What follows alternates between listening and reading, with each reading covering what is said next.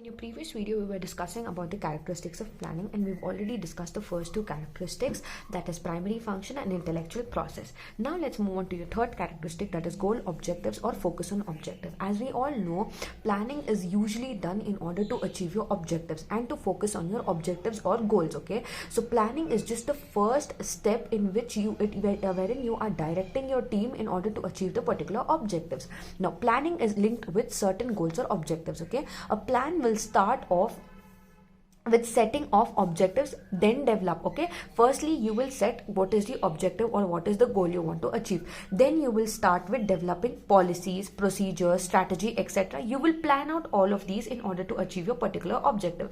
So planning is a predetermined course of action in order to achieve these particular objectives and to focus on your objective, wherein the manager will continuously keep giving the employee and the team's directions as to how they need to achieve the objective and how they have to go in a stepwise manner. Okay, next is pervasive. Planning is pervasive.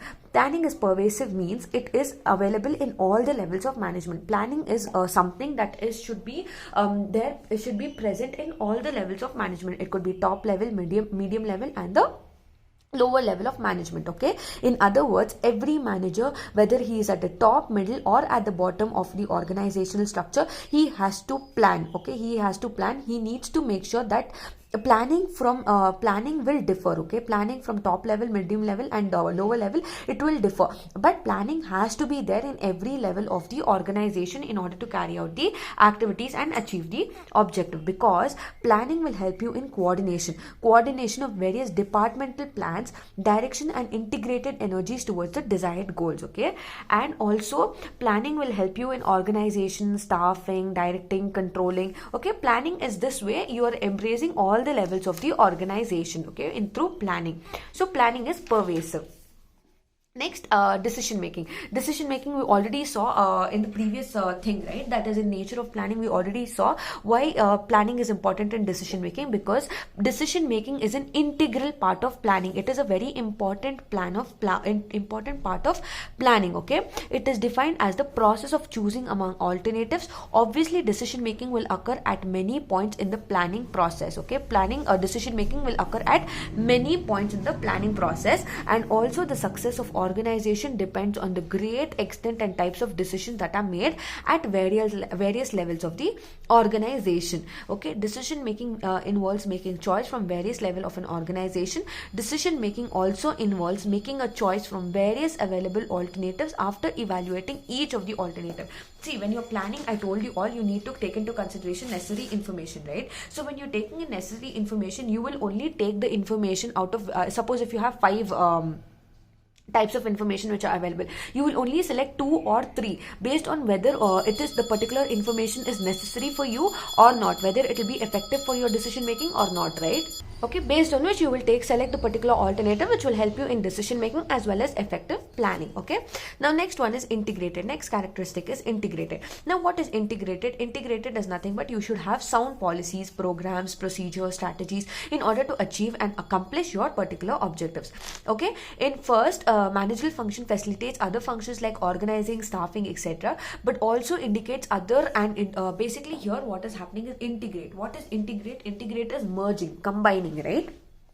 Okay, so you're merging organizing, staffing, directing, controlling with planning. You're merging everything. Okay, through planning you're integrating all of the activities with each other. Next is selective. Selective is what? Planning is a selective process. Now why is planning a selective process? You will not take all the information that you require, right?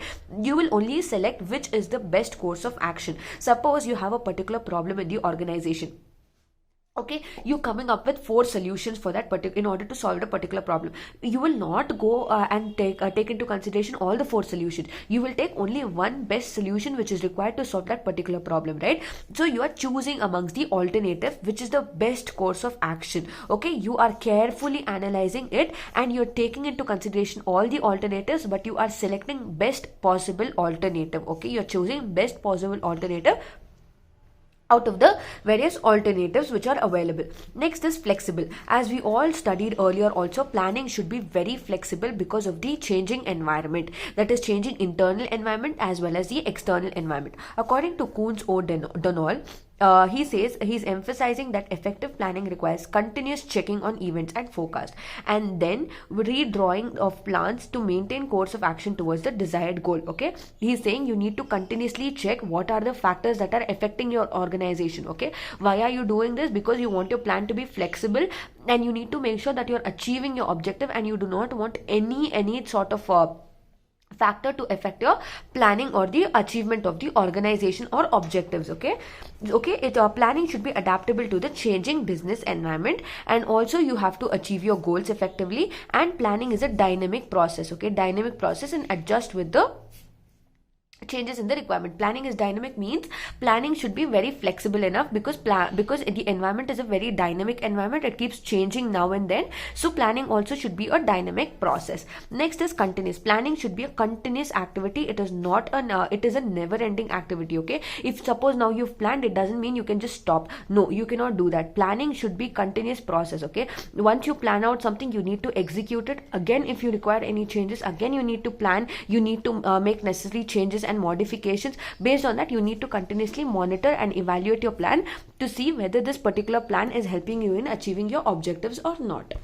So your next point is inseparable. Now, what is inseparable? Planning is something which cannot be separated. It is inseparable. It is the first and the most important function in the particular organization. It is the most important part of management. Planning and control are something which are inseparable. You have to plan, you have to control. These are two things that you cannot separate from each other. Now you cannot plan without controlling, you cannot control without planning. So both of the things are very important. Planning without control is fruitless. You will not achieve any results.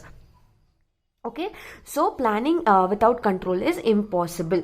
Next is future oriented. What is future oriented? Planning is done for a future event, right? You're taking into consideration your future events. Based on your future events, you are planning out your activities, right, in order to achieve your objectives. Now see, you have your groups, you have your efforts, you have present, and you have your future. This is the goal of business. Now you are looking forward to take all of this into consideration and achieve the goals of the business for your future event. Now future only you will be able to achieve your goals. Now, based on everything, you need to take into consideration what are your requirements for planning, what are the various policies that are there. You need to take into consideration your resources, your business, fiscal, monetary, industry policy, your government rules and regulations, all of this. Based on that, you need to take into consideration all of these things, and based on that, you need to plan for your future effectively for the successful organization and successful achievement of objectives. Next is you have action oriented. Planning is something you should not just do and keep quiet. Planning is something that you need to put it into action. You need to see whether this particular thing, whatever you've planned, you can achieve this thing or not. Whether you can generate results or not. So planning should be undertaken in the light of the organizational preferences. The course of action determined should be realistic. Planning should be done in a realistic way. You should be able to achieve. It should not be impossible, but it should be possible. And it should be very easy to achieve. Next is interdependent. Now planning is an interdependent process. It requires cooperation of various sections and subsections of organization. Basically, it says various departments of the organization, that is HR department, finance department, your various other departments of the organization. You need to have necessary cooperation in order to make sure that planning is an interdependent process. Planning depends, one department depends on each other, on another department. Next is participative. Now planning is participative because it involves each and every individual working in the organization, whether it is the top management, whether it is the middle level management, or the low level management. From your boss to your employees, it involves each and every person, because different people will have different ideas. Now, according to Coates O'Donnell, they say plans must be formulated in an atmosphere of participation and high degree of occurrence. You need to make sure that you are taking into consideration each and every individual to carry out planning, because you need to take into consideration each and everyone's ideas. Whatever they have to say, you need to take into consideration everything. That is why planning is participative. You are taking into consideration each and every employees. Okay, so that was with the characteristics of planning. Okay, now under your characteristics of planning, we saw what is planning is a primary function, intellectual process. It is goal oriented, persuasive, okay, decision making, integrated, selective, flexible, continuous, inseparable, future oriented, action oriented, interdependent, and participative. So these were the characteristics of planning. Now let's move on to the objectives of planning. Okay, now under your objectives of planning, you have it basically planning is done to fix the desired end result of the organization. You're planning in order to achieve your objectives of the organization. Okay, next is to provide clear cut policies and guidance for the personnel in the organization. Personnel means the employees in the organization or the people working in the organization. Okay, you're providing clear cut policies. You're making sure that they are able to understand what are the policies of the organization and how the organization functions. For that, you are preparing clear-cut policies to make them understand. Okay, next is to integrate all of the activities. Okay, next is basically you're integrating all of the activities, you're merging all of the activities to avoid duplication. Suppose you have one activity, you have organizing. Okay, now when you're planning effectively, you already know organizing is available in your organization, but if you haven't planned, organizing might happen three times, right? So you're avoiding duplication. Okay, you're avoiding duplication. That is why you need to have, that is why you're integrating all of the activities. Next is to anticipate problems and provide necessary actions. Okay, basically you will identify, you will take necessary decisions and eliminate the problem by giving effective solutions through planning. Next is to establish and exercise administrative control. Now through planning only you will be able to take necessary control on the various departments of the organization, because when you're planning, you will know who is there in the top management, you will know who is there in the middle level management, and you will know who is there in the lower level management. So through this you will be able to exercise your control also. Next is to reduce severity of the uncertainty and complexity of the future organization. Okay, you are making sure whatever the activities of the organization are, they're made made understandable to the employees in a very simple and a nice manner. Okay, you are avoiding any complexity of the future of the organization. Okay, next, to guard against impulsive and snap decisions by management in respect of issues of vital importance. Basically you are protecting the employees by by protecting them to not make any wrong decisions. Okay, to not make any wrong decisions, and you're making sure that whatever the issues are, they are given equal importance in the organization. Next is to facilitate proper decision making. Yes, proper decision making, because planning and decision making again are inseparable. They go hand in hand with each other. Good planning will lead to good decision making and good achievement of objectives. Okay. Next is to determine the type of volume of physical and other resources to be acquired along the various activities. Now see, when you are in a particular organization, you might be into you might be into packing, you might be into shampoo manufacturing or soap manufacturing. So when you're planning everything, you will know what is the amount of raw materials you need. Now, suppose you need any sorts of materials, transportation and everything, so you will be able to you will be able to analyze and find out what are the things that you need, and you will be able to plan out your activities also effectively. Okay. Next is it will also help you in achievement organizational objective. I think this point is pretty explainable now, because planning is usually done in order to achieve your organization objective.